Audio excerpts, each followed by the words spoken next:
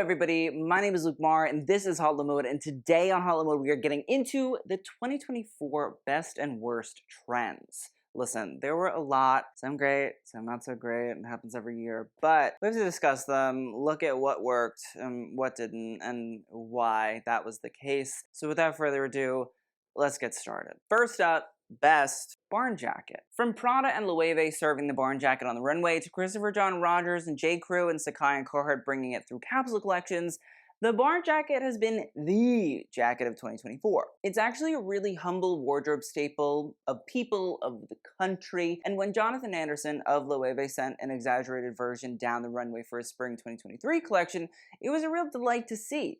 They were almost peplum-like, creating lovely shapes on the models, and when Mucha Prada and Raf Simons showed beautiful green and red versions with built-in tatters and rips, I fell in love. Mostly because of the colors, but also I can't deny my love for leather collars that just felt right. But for those unable to afford the more pricey versions, ding ding ding ding ding ding ding, there were always the classics like Carhartt and Barber, which are stable brands of more utilitarian barn jacket styles that actually look great and will be put to good use when you're working, wherever, if you're working. Even I picked up a Carhartt and Sacai collaboration version, which is part gray and part green and is reversible in true Sacai fashion, and it gave me the ability to have two barn jackets for the price of one, and seeing the price of it, two is better than one. I also really enjoyed the way that the barn jacket was changed so many times over and recreated by different designers. Again, the Christopher John Rogers and J. Crew collaboration did a version in this really luscious metallic gold, and it created just an evening effect for a jacket that I think people would never normally consider evening wear. It jazzed it up, it made it shiny and bright and fun and colorful, and I like the idea of designers taking a specific staple piece and sort of recreating it in their own world. We also saw other brands get in on the trend as well, like Cause and Uniqlo and Everlane, which all gave their own versions to the more public mass market styles, and Burberry really hit the nail on the head, and it's a staple of the British country life and style, so like it makes sense why Burberry was able to really do it. Daniel Lee, we see you. I also love the way that the coats are able to be styled, as when worn over something more flashy and fun, they actually create a really lovely dichotomy, and when put on with jeans and rain boots, even I can pass for country trade. Look at that picture. Straight man walking right there. You see? Yeah. You agree. And little styling tricks this year I've seen, whether it's just flicking up the cuffs or pushing up the sleeves in a I'm about to get to work but not really kind of way, can actually transform the jacket. Again, the styling is rather important to do, but it makes it fun and unique, and again, recreates a different world for the jacket than what we normally associate it with.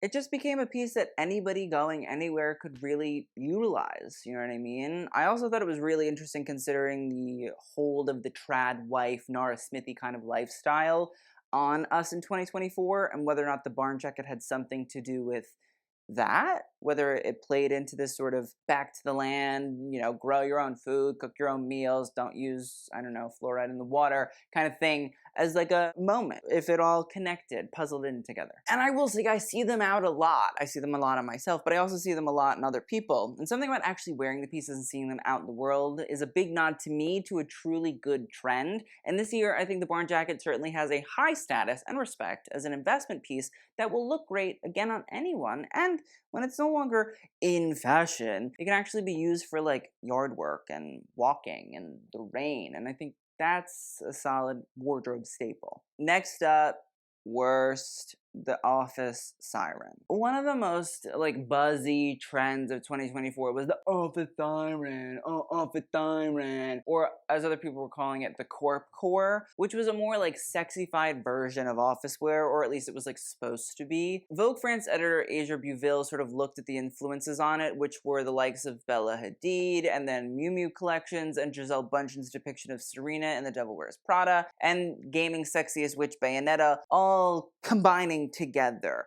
which I'm going to say is like, I really just think it was the glasses. People just wanted to wear glasses, and that was it, and so they needed to create a core to do it. But so then the trend kind of took on a life of its own a little bit, and the idea was to take like office dressing, like stockings and slacks and blazers and blouses and sensible heels, and give them a more cutting edge, from just slightly unbuttoning your blouse to stockings you might find in the boudoir, replacing the more utilitarian working ones. I think it's one of the worst of the year, not because I don't like the concept in theory, but I think it was something that was much more imaginative. It was like chronically online rather than actually being relatable to the real world. When you're working, most people want to be comfortable, and oftentimes when you have to wear office attire, the idea of popping your buttons and wearing sexy stockings is more likely to land you in an HR meeting than in the pages of Vogue. So the idea just didn't feel realistic, especially as the idea of working from home in 2024 is still a strong and desired sentiment, and many also don't really want to invite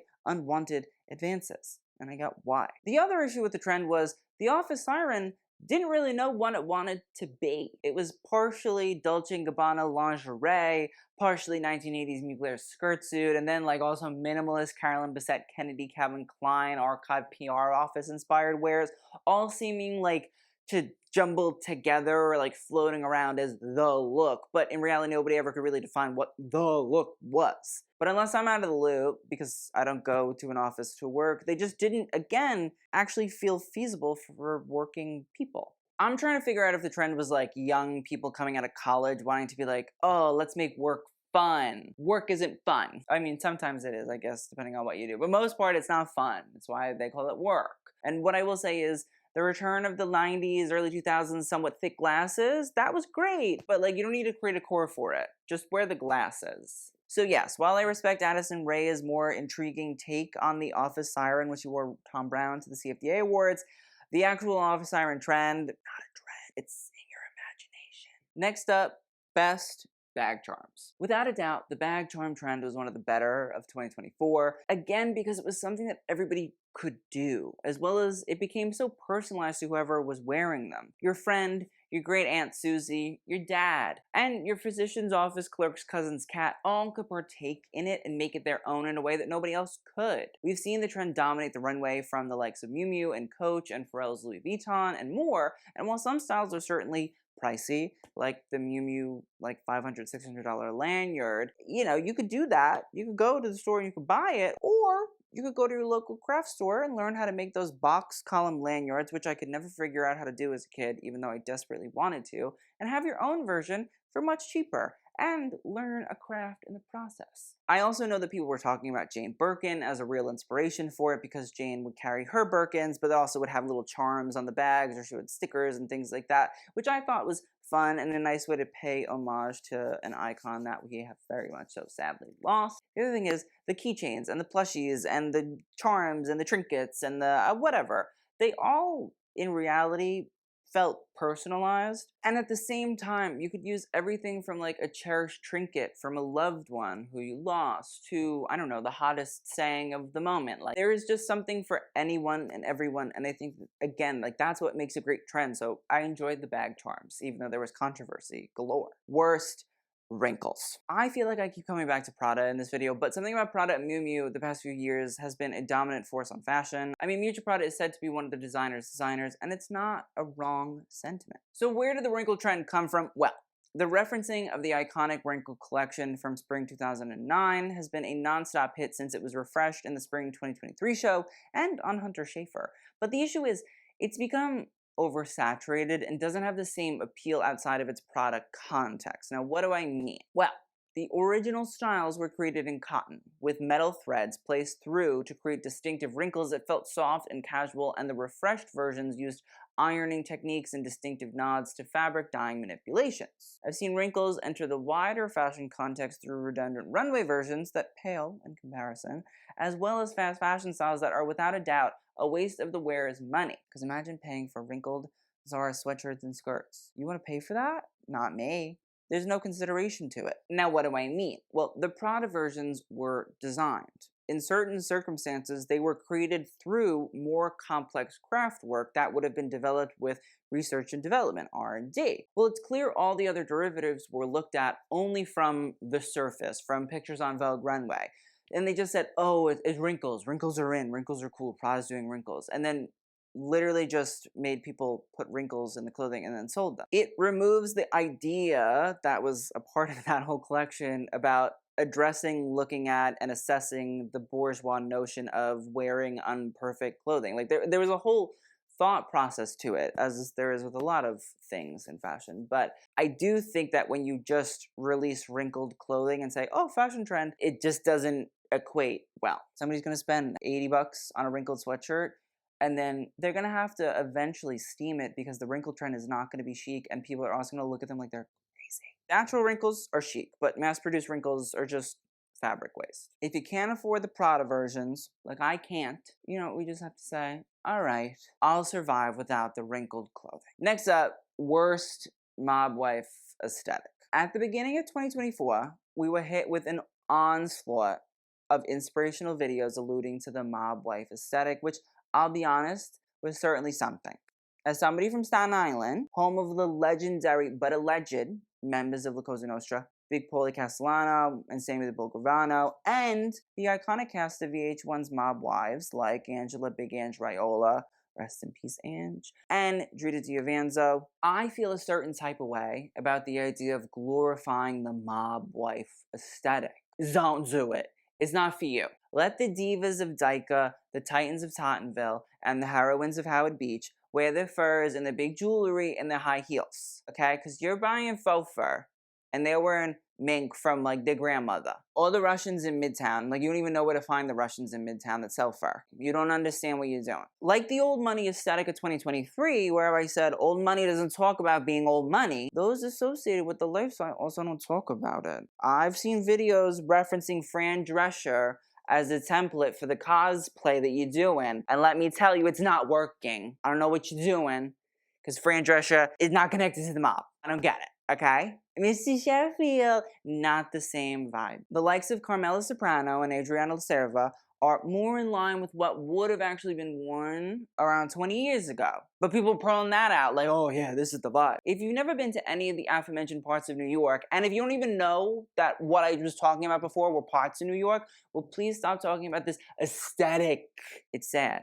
And you sound stupid. The worst part is, with this being the 25th anniversary of The Sopranos, many believed it was a marketing push by HBO Max to get everybody talking about the show again, but it wasn't. It was just a poor man's attempt at creating a core on TikTok. It's just people doing stupid shit for no reason. You're wrong. The prosecution is wrong. Mob wife aesthetic, it's a trick question. Let me tell you what somebody once told me about any concept of the lifestyle and what I knew. Nothing. So if you think you know about the mob wife aesthetic, you know what you know? Nothing. For your own safety. Best trend, big bags. We have seen the rise of the big handbag. Now, when I say handbag, I mean like handbag, handles, sand straps that must be big, chock full of shit, and usually leather. Now, no bag has been christened the new Birkin more than the Rose Margot handbag. It was so popular that at a certain point this year it was sold out almost everywhere. And the debate about the best size, from the 12 to the 15 to the 17, personally think the bigger the better in this case, was most definitely raging. I'll be honest, I personally think they usually look better over a suitcase anyway, but it wasn't just the Olsen twins that dominated this category. A bunch of other brands held solid stake in this Mary Poppins-esque bag trend, because let's BFFR, give Mrs. Poppins her due. She was the OG big bag influencer. Prada was called out at one point for copying the Margot bag with their own big leather tote bag, but then furthered the style by launching their buckle tote. That has its own whole cult following. Moschino also did a buckle tote as well that I really, really enjoy. There's also Ferragamo's hug tote and their own large tote bag, which Maximilian Davis has smartly put on the map and built a storyline around, for it is used as a clutch as well. And while I'm very sad that Mathieu Blasi is sadly leaving Bottega Veneta, he did provide us with the Andiamo bag in beautiful textured leather that has become a hit for both men and women. Everybody and their mother was debating about, do I get the Andiamo bag? I don't know. Do I get it? Do I go? Do I not? I don't know. And I remember people talking about the Margot bag in like January of 2024, but by September of 2024, you would think maybe the trend would die. No. Coach came in last minute and said, hi, how are you? Stuart Verver said, let me drop my Empire bag. That has been a huge hit, with its more beat-up runway debut giving the effect of the Olsen's own beat-up and much-used Birkins that have been on the mood boards of everybody for years and years. Now, while the purchasable version didn't have the same leather patina, it still was something people were happy to purchase, and it's also like much more fun to wear your own bag into the ground rather than having somebody else do it for you. No, you just take it, you just slap it against the sidewalk, and you're in business, babe. There was also the Reformation version titled the Oversized Patrizia Bowling Bag, which at $600 was a somewhat more accessible version compared to the Margot that came in at around $5,500 minimum. The big handbag is most definitely a long-lasting trend, and I think that it'll probably go into 2025. It's chic, it's cool, people can get into it, and listen, as long as you style it well as a clutch, as a big holder, it's utilitarian till it's not. I like to see it. Next, worst, the New York Yankees hat thing that's happening. Now, I know what some of you are gonna say, you must be a Mets fan, and I would say, you have heard the sound of my voice, correct? Do I sound like somebody that would actively watch baseball? No? Okay, good. As long as we're here together. I do come from a Mets family, but like it's a Mets fan by association. You're not active.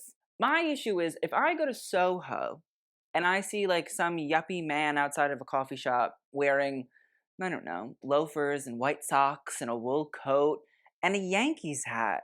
Like, that's what I don't like. I don't need to see the, like, yuppification of the New York Yankees. It's already bad enough as it is. There's just something about, like, the gentrification of the New York Yankees hats by people not from New York that is strange to me. Listen, I think that you should only be wearing a New York Yankees hat if you have at least 2 generations of fanage. If you're from Saskatchewan or Cleveland, you have your own teams, no? Went on vacation, I was seeing Yankee hats in airports, and I was like, ooh. And like, they didn't look like they were from New York. And I can tell, again, I know what they look like. I don't need the bandwagon baseball hat trend to be a thing anymore. Let's cut that out. Next up, best Brat summer. Now, I wouldn't say that Brat summer had a truly defined style code, but I do think that Charli XCX's reign over the summer with her album Brat, with the album art having that distinct green and black text, has certainly captured an aura, definitely was a trend. Charli defined Brat as, quote, you're that girl who is a bit messy and loves to party and maybe says dumb things sometimes. She's honest, blunt, and a little bit volatile. That's Brat. Listen, all the it girls, Alex Consani, Quen Blackwell, Gabriette, Julia Fox, you know, those are the it girls, you know, that it girlification, I feel like was definitely something we saw this year. I think being chronically online is a general trend of 2024, and so this definitely plays into that. And now, the Brat Green definitely has been incorporated, but also brands really got into the Brat Green for like a short, hot second. And then we also saw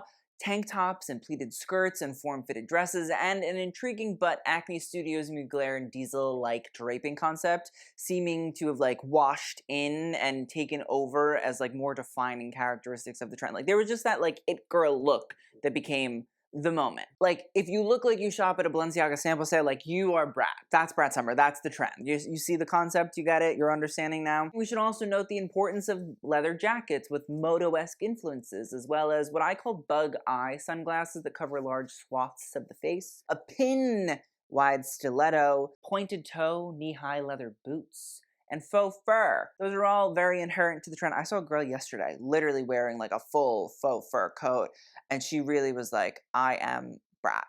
And you know what it was? It was just the aura. She had an energy to her that said, I am Brat. I don't know if it necessarily looked great, but she had the energy, and that's what's important.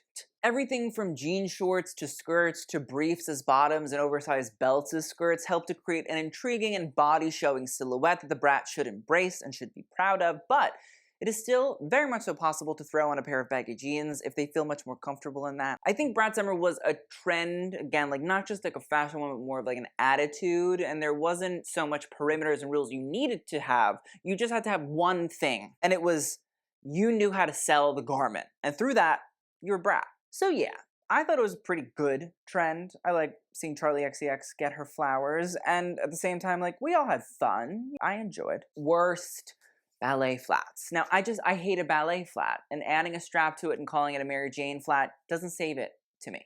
I understand their comfort, I understand their simplicity, I just don't think they look good. I'm not saying people shouldn't wear them. Do what makes you feel comfortable, but I will also do what makes me feel comfortable as well, which is to tell you how much I abhor ballet flats. As much as I loathe them, I will give this year's crop some respect. Instead of just the boring round toe boxes, we've seen a wide range of styles from Alaya's hit mesh version that set the style apart, but we also saw strapped Mary Jane flats from the Row and Miu Miu and Ganni and Jimmy Choo and Prada that broke up the traditional leather ballet flat silhouette. We can't disregard the sheer ballet flats as well, that completely encase the wearer's foot but is made of sheer fabric that exposes the full foot silhouette, which I assume is probably a favorite of the foot fetishists everywhere. And I do think that the Row and Kate have been pushing the style quite heavily all along, with Kate in particular building out a crystal encrusted version, and that once again diversified the look, which I think was nice to see from the trend. This was also buffered by Alaya, who also got into the whole crystal camp. We also have seen a rise of these, what I'm going to call odd-ended ballet flats, from Margiela's tabby versions to Alexander McQueen's metallic toe,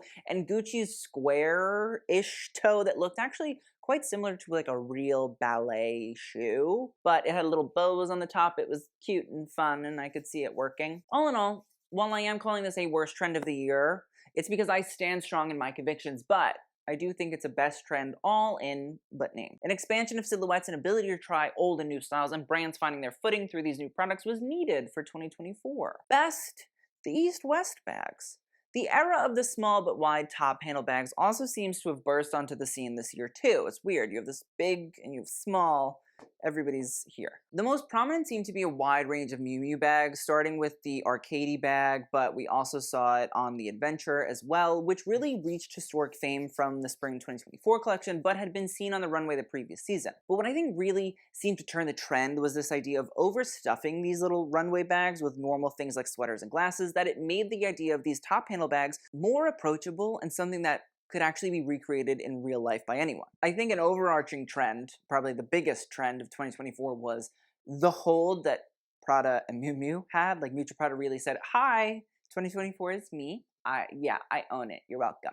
And I think that's the secret sauce to both these brands recently, is there's something about the runway styling that really always easily trickles down to the everyday person and is doable on their own, that sways the dressing and trend culture without people having to even purchase their products, and that in today's age is very powerful. That trickle down also trickles back up, because if everybody else is doing it, it reinforces somebody to say, ooh, let me go to the source and get it from there. We should also note that the Alaya Teckle bag, which is French for a dachshund, a little short and skinny dog, and long dog, can I pet that long dog, with a long shape and high handles, was really very much so like an it bag, and Alaya, on top of that being one of the it brands of the year, I think also helped to reinforce that. And something about the way that all of these brands sort of styled things, where you could hold the bag as like a clutch, but also by the handles, was really important, and again, diversified the way that people saw the product and the way that it could be used. And we should also note that Thom Browne did the Hector bag. They always do the Hector bag, but